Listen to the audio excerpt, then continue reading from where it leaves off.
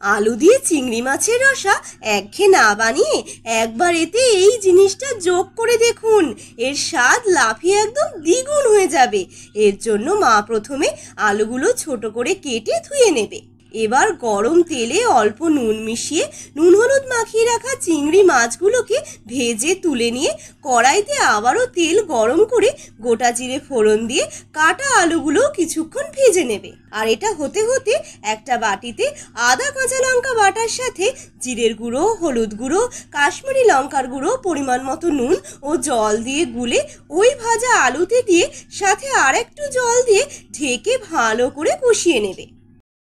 অন্যদিকে শিলে ভেজানো তেজপাতা ও গোবিন্দভোগ চালটা বেটে নিয়ে তেল ছাড়লে ওই আলুর সাথে মিশিয়ে ভাজা চিংড়ি মাছগুলো দিয়ে 2 মিনিট নাড়াচাড়া করে এতে পরিমাণ মতো জল ও চিনি দিয়ে ভালো করে ফুটিয়ে শেষে গরম মশলার গুঁড়ো মিশিয়ে ঢেকে দিলেই রেডি এই অতুলনীয় স্বাদের গোবিন্দ আলু চিংড়ি রেসিপি।